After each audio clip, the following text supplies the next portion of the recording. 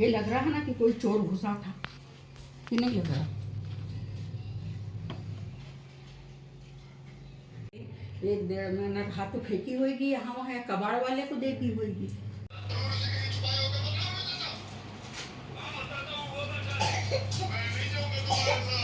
ये किरण कुशवाहा कन्हारा की रहने वाली है और ये 1-2 क्लास पढ़ी लिखी है।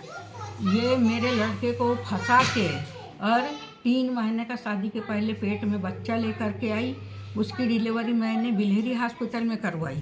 कुछ दिन तक के तो ये बहुत अच्छी रही। उसके बाद में इसने मेरे पति को क्या किया क्या नहीं किया मैं ये नहीं जानती हूँ, लेकिन मैं घर में आती हूँ तो मेरा पति इस लड़की को लेके भागता है। इसके साथ में इसको कहीं डॉक्टर के यहाँ ले जाएगा, कहीं इसको कपड़े लत्ते दिलवाएगा। और मैंने और मेरे आदमी ने दोनों ने मिल करके नौकरी की है। नौकरी का 30 साल का पूरा पैसा मैंने मकानों में लगाया है और ये आदमी मुझे मात्र 1 मकान का किराया देता है 6,000, बाकी 3 मकानों का किराया ये रखता है। और मेरी शासन से मेरा निवेदन है कि या तो वो व्यक्ति मुझे छोड़ दे और मेरा एक नीचे से लेके ऊपर तक के मुझे आधा मेरा मकान दे दे, और नहीं देता है तो जैसे जैसे मेरे मकान किराए से जाते हैं वैसे वैसे मुझे आधा मकान किराया चाहिए। और इस आदमी से मुझे कोई मतलब नहीं। ये लड़के को गाँव भिजवा देता है और ये बहू के साथ में अकेला रहता है, जाता है चुपचाप चला जाता। मैं घर में आके देखती हूँ ताला बंद मिलता है और पूरे शौक पानी यहाँ वहाँ के पूरे खर्चे मेरा आदमी उसका करता है और मेरे को 1 नया पैसा नहीं देता है। कहता तुम खुद कमा रही हो। और उसका बच्चा 6 महीने का था तब से आज मेरे पास में, दोनों उसके हाथ विकलांग है। उसके लिए उसका 3 महीने का बच्चा गिराने के लिए मेरे पति के पास में पैसा है, उसके इलाज के लिए सब कुछ है, लेकिन इस बच्चे के हाथ विकलांग है। इस बच्चे का हाथ दोनों सुधरवाने के लिए इस आदमी के पास पैसा नहीं है। लड़का खूब दारू पीता है, जुआ सट्टा खेलता है। उसके बाद में भी इसने कई लोगों से पैसा उधार ले लेके इस आदमी ने चुकाया है।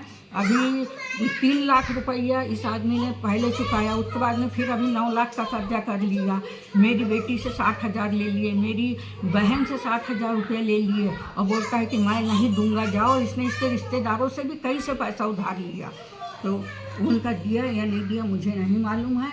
मैंने इस आदमी से बोला था कि लड़का और बहू को मेरे घर लाना मत, और मेरी अगर कोई चीज़ चोरी जाती है, मेरी कोई चीज़ को छुए नहीं, और अगर चोरी जाएगी तो पूरा इल्ज़ाम आपके ऊपर आएगा। तो मेरे पति ने कहा कि तू हाथ काट देगी क्या?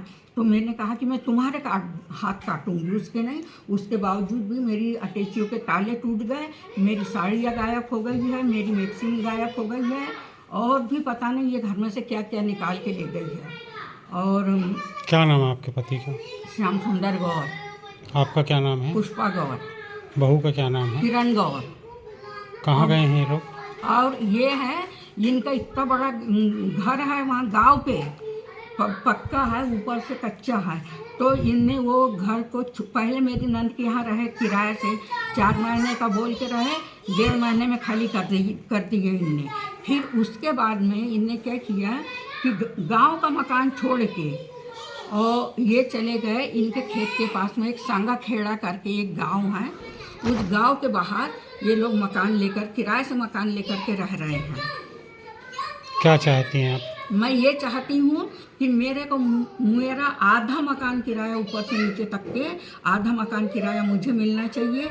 और उसके बाद जैसे जैसे किराए से जा रहे हैं उसका भी मुझे किराया चाहिए। और जो इस लड़की ने मेरे घर में से सामान चुरा के लेके गई वो सामान मुझे वापस चाहिए। और इसके सिवा मेरे घर में कोई घुसा नहीं, कोई आता नहीं, कोई जाता नहीं है। और ये ससुर की, लड़के की और वो लड़की की, ये तीनों की चाल के कारण मेरी अटैचियाँ टूटी, मेरे सामान गायब हुआ। मैं 21 अगस्त को यहाँ से निकली बैतूल के लिए। 28 अगस्त में उसकी सगाई थी। तो ये मेरे को ये बच्चा 13 तारीख को ये लोग लेके गए इस बच्चे को, और 21 तारीख को मेरे को इटारसी में ट्रेन में ला के दे दिया। मैंने कहा कि मैं 28 तारीख को सगाई में जाऊंगी। तो मेरे पति ने कहा कि वो लोग हमसे पैसा मांगते हैं और हमको कहते कि कन्यादान लो, इसलिए मैं भी नहीं जा रहा हूँ, तुम भी मत जाओ। और मेरे को जाने से मना कर दिया। उसके बाद में ये वो बहू को, लड़के को और ये स्वयं क्यों गया, जहाँ भी रिश्तेदारी में जाते हैं ये तीनों ही जाते हैं और मेरे को बताते नहीं, पूछते नहीं, कुछ नहीं। तो इसका क्या कारण है, ये क्यों उसको ले लेके जाते हैं?